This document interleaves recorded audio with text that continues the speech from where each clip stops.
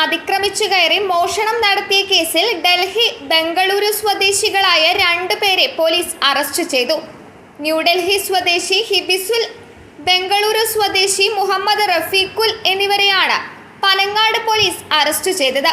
ഒരു വീടിന്റെ മുകളിലത്തെ നിലയുടെ പൂട്ട് തകർത്ത് ടെലിവിഷൻ, അലങ്കാര വിളക്കുകൾ, പാത്രങ്ങൾ, വീട്ടുപകരണങ്ങൾ, ഇൻവെർട്ടർ, ബാറ്ററി എന്നിവയുൾപ്പെടെ ഏകദേശം 2 ലക്ഷം രൂപ വിലമതിക്കുന്ന വിലപിടിപ്പുള്ള വസ്തുക്കൾ ഇരുവരും കവർച്ച ചെയ്തതായി പോലീസ് പറഞ്ഞു.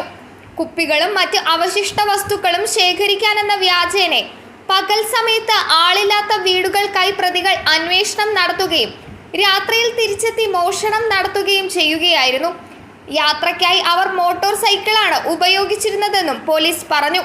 പ്രധാന പ്രതിയായ ഹിബിസുലിനെതിരെ ആലപ്പുഴ ജില്ലയിലെ അരൂർ പോലീസ് സ്റ്റേഷനിൽ സമാനമായ കേസ് രജിസ്റ്റർ ചെയ്തിട്ടുണ്ട്.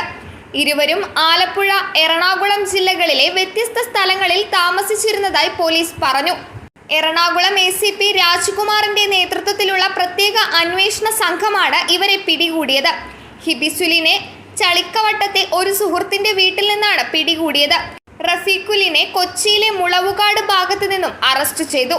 പ്രതികളെ പിന്നീട് കോടതിയിൽ ഹാജരാക്കി ജുഡീഷ്യൽ കസ്റ്റഡിയിൽ വിട്ടു. News desk മലയാളാക്ഷരം.